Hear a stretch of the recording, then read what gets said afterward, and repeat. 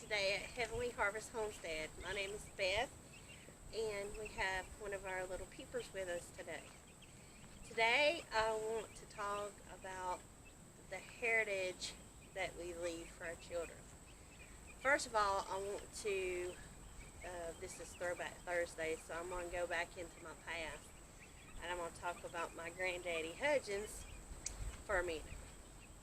My grandpa Hudgens was a hog farmer.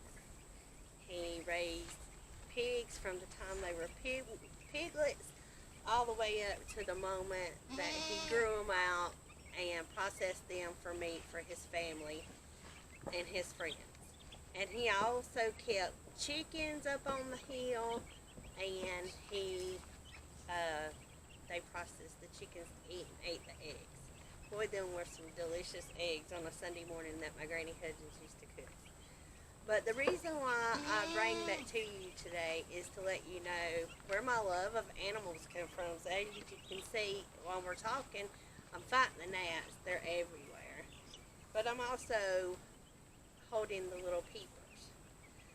That was something I learned from my granddaddy, as him leaving me his love for animals, is that from the time I can remember, I was climbing up into the pig pens, trying to get in there with the baby pigs, but I was also scared of that mama sow too, because she didn't want nobody around the baby pigs.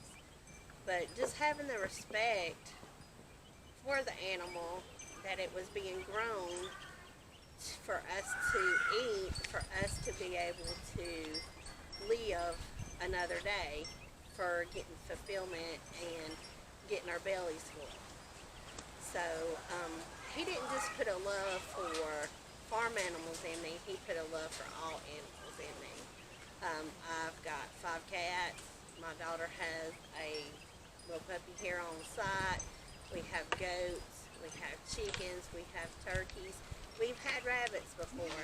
And yes, everything but the dogs and the cats here on our farm are for us to be sustainable for our homestead, for us to eat. We grow them out, we process them, we eat. And I look up to my grandfather, and I give him thanks for showing me how to do that through his raising of the pigs and the chickens. And he gave me a love for animals that I'll never forget. And I just want to share something with you that's straight out of the Bible, and you'll find it in Psalms 127, 3 through 5, and it talks about how children are heritage from the Lord, an offspring, a reward from Him. Like arrows in the hands of a warrior are children born in one's youth. Blessed is the man whose quiver is full of them. They will not be put to shame when they are content with their opponents in the court. In other words, you're not lacking.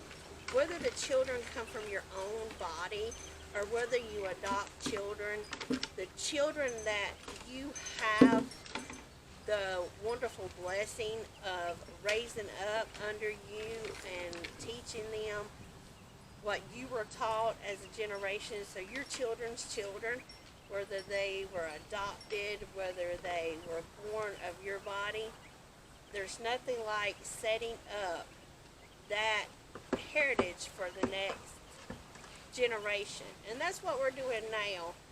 Me and my husband, we're both grandparents. We have 4 boys, 4 grandsons, 3 girls, 3 daughters, and 1 son, and the grandboys come from the 2 oldest girls, and we love being grandparents. And I wouldn't have it any other way but to do it like my granddaddy and my grandmamas did. My granddaddy Hudgens, as we're talking about, my Granny Hudgens and my Granny Martin, they were the 3 monumental people of my life, and they gave me an example to live on. And my granddaddy Hudgens, he did the farm, and I just want to thank him for everything that he instilled in me, but I also thank God for allowing him to have that heritage, because when he passed over about 20 years ago, he had 100 descendants. your children's children's children. And right now, my mother is living, and she's a great grandmother. And in 22 years, I could be a great grandmother. And it's just amazing the knowledge, the wisdom, and the love for the land and growing vegetables and growing animals to sustain us has come from our grandparents. I hope this was beneficial to you. I love having Throwback Thursdays with you.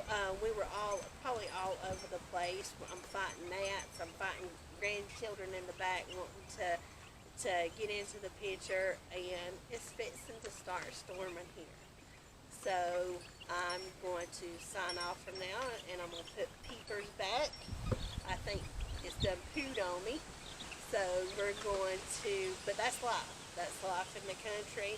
That's the way we are. We're all sweaty, stinky, but I love what I do. And again, the reason why we do this homesteading is to create the heritage for the next generation, the love that we have for ourselves, knowing that we know what foods are being put in our body, and number two, honoring the God, because as they say, the harvest is plenty, but the laborers are few.